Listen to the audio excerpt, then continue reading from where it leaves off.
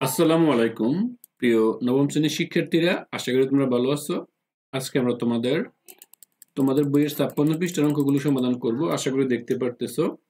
এখানে এই যে এখানে চকে খালি ঘরগুলো পূরণ করতে বলছে। খালি ঘর তাহলে দেখো এখানে আছে এবং খালি ঘর দেখো এখানে আছে।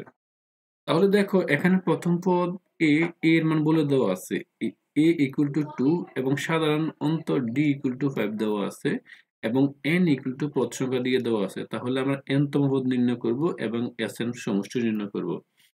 আসো তার ধারাবাহিকতায় আমরা এখানে নিলাম এই সমান্তর অনুক্রমটির এই প্রথম পদ দেওয়া আছে a equal to 2 এবং সাধারণ অন্তর দেওয়া আছে 5। আশা করি এতটুকু বুঝছো, এটা নিয়ে কারো কোনো প্রবলেম নেই। আমি তারপরে একটা লাল কালার যেটা বোঝাচ্ছি, এটা প্রথম পদ এ আর এটা হচ্ছে সাধারণ অন্তর হচ্ছে কত ডি। এতটুকু নিয়ে আশা করি কারণ প্রবলেম নেই। প্রশ্ন দেওয়া, তাহলে আমরা n তম পদের সূত্র জানি, আমরা সরাসরি মুখস্থ লিখে ফেলবে।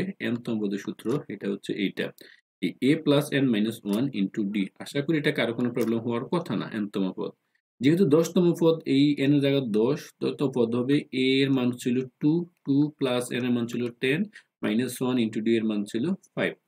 তাহলে 2 প্লাস কত 10 মাইনাস 1 মানে 9 ইন্টু 5। তাহলে ক্যালকুলেশন করলে 2 প্লাস 5 9 45 সমান 47 হয়। আশা করি এটা বুঝতে পারছো n তম পদ। তাহলে আমরা n তম পদের মান 47, আমরা এখানে এই n তম পদের মান কত, আমি এই 47 এই দিয়ে দিলাম। যেহেতু এখানে আর আমার এটার কোনো কিছু নেই, প্রশ্নবোধক চিহ্নটা আমি চাইলে এটা বাদ দিতেই পারি। এবার আসো, এবার Sn সমষ্টি নির্ণয় করতে বলছে। আর সমষ্টিটা আমরা দেখি n তম পদের। আমার সমষ্টি সূত্র হচ্ছে, আমি সমষ্টি সূত্র হচ্ছে আমি এই n বাই টু, এখানে এই 2a প্লাস এই n minus one into D. দেখো এটা হচ্ছে n তম পদের সমষ্টির সূত্র। তাহলে যেহেতু 10টি পদের সমষ্টির সূত্র, তাইলে s এখানে 10 বসালাম। s10 ইকুয়াল টু কত n বাই টু, মানে 10 by two into 2a plus n minus one into D. আশা করি এটা নিয়ে কার কোনো প্রবলেম নেই। তারপর এখানে দেখো এই যে অঙ্কটা 10টি পদের সমষ্টি S10, তাহলে এটা কত লিখছি 10 by two, 2a plus n minus one into d, অর্থাৎ এখানে মান বসেছি। n এর জায়গাতে হচ্ছে আমার মানটা হচ্ছে 10 ইন্টু 2a রয়ে গেল, মানটা বসালাম। তাহলে a এর মান তো আমরা জানি, এর আগে ছিল 2 আর d এর মান ছিল 5, বসালাম। আমরা আবার দেখাচ্ছি কারণ আমার a এর মান ছিল 2 ধরছিলাম। হ্যাঁ, তাহলে এখানে 2 দুগুণে কত হচ্ছে, এটা হচ্ছে 2 দুগুণে কত হচ্ছে এই 4, আবার 5 নং 45 লিখলাম। 10 থেকে গুলো 9 আর এখানে 5 আর 4 আর 45 যোগ করলে মানে যেটা, হ্যাঁ 4 আর 45 49 হয়।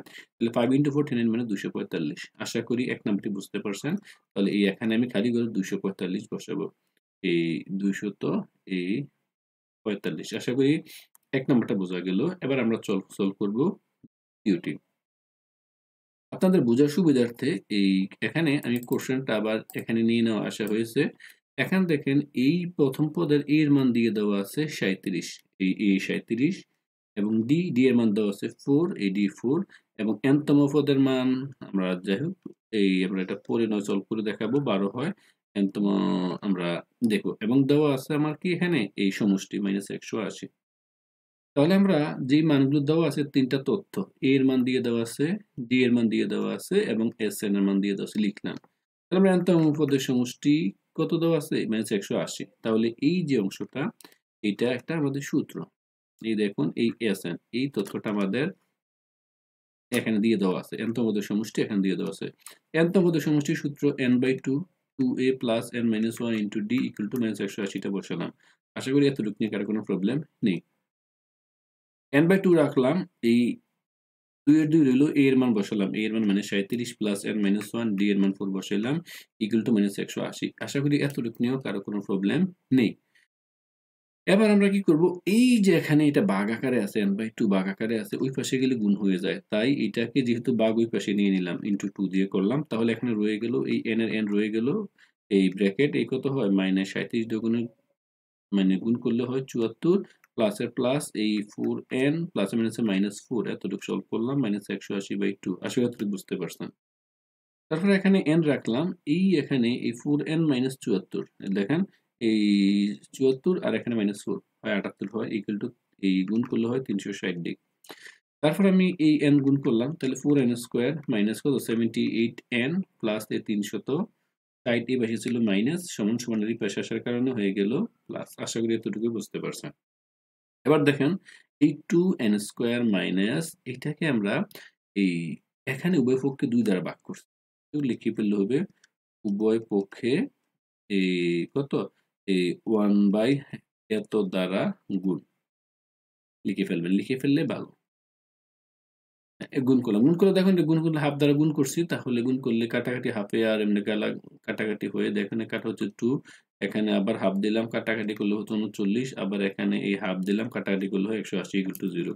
আশা করি এতটুকু বুঝতে পারছেন। এবার এখান থেকে এই যে অংশটা এটা থেকে সরাসরি আমরা এখানে চলে আসবো, এই এখানে দেখা করুন এই 2n² এটা এখানে লিখলাম, লিখার কারণে তারপর এই পাশটা একটু ক্লিয়ারলি দেখুন। আশা করি আপনারা এটা একটু ক্লিয়ারলি বুঝতে পারবেন। যদি না বোঝেন তাহলে কমেন্টস করবেন, আমরা চেষ্টা করব একটু ক্লিয়ারলি দেখানোর জন্য। তো এই যে অংশটা এখানে আমরা কাজ করছি মূলত মিডল টার্ম করছি। মিডল টার্মটা কিভাবে সলভ করছি এখানে দেখুন, এই 2n² ছিল, 2n² এটা ছিল, এখান থেকে আমরা এই 39 কে 24 এর 15 তে ভাঙাতে পারি। মিডল টার্ম করার যে নিয়মটা আমি জাস্ট এখানে একটু দেখাচ্ছি। এটা হবে এই 2 এই যে কনস্ট্যান্ট সহগ যেটা 2 ইনটু আমি 180 নিয়ে নেব, 180। তাহলে এটা আমার কত 360। 360 কে এমন একটি সংখ্যা দ্বারা ভাগ করব যেটার যোগ বা বিয়োগ করলে এই অংশটা মিললে -39 n মিলবে। তাহলে আমি এখানে দেখুন আমি 24 দ্বারা ভাগ করলাম, 24 দ্বারা ভাগ করলে হয় আমার 15। তাহলে এই -24 আর -15 দেখেন দুইটা মিলে আমার 39 হয়, তাই ভাবে লিখলাম 2n² মাইনাস কত 24n -15n 180। আশা করি এতটুকু নিয়ে কারো কোনো প্রবলেম নেই। তারপর এখানে এই দেখেন এখানে এই এখান থেকে 2n কমন নিলাম, 2n কমন নিলে থাকতেছে n মাইনাস, এখানে 12 দুগুণ 24 হয়ে গেল, n চলে আসলো। আর এখান থেকে -15 কমন নিলাম, থাকতেছে এই এখান থেকে n -15 ইকুয়াল টু এই n মাইনাস সরি এটা হবে আপনার এই 12, n minus 12 equal to 0। 15 common নিলে এটা হয় 12। তাহলে আমার কত হয় এই কমন আর আনকমন, তাহলে আনকমন কত 2n মাইনাস 15 আর এখানে 2n মাইনাস এখানে 12 ইকুয়াল টু 0। এটা হয় তার আমার এইটা ইকুয়াল টু 0 অথবা এইটা ইকুয়াল টু 0। এখান থেকে ক্যালকুলেশন করলে বা এখান থেকে কত হয় 2n ইকুয়াল টু 15, এখানে হয় n ইকুয়াল টু 12 বা n ইকুয়াল টু 15/2।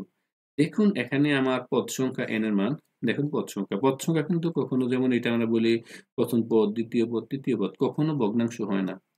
তাই n এর মান এটা গ্রহণযোগ্য নয়। তাহলে n এর মান গ্রহণযোগ্য হবে 12। তাহলে গ্রহণযোগ্য হবে আমার কত n এর মান 12।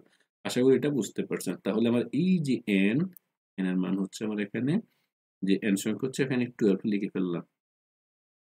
12 এর পর বলছে যে 12 নং পদ কত? তাহলে 12 নং পদ আমরা এখানে যেটা পারছি, তাহলে 12 নং পদ বসাইলাম।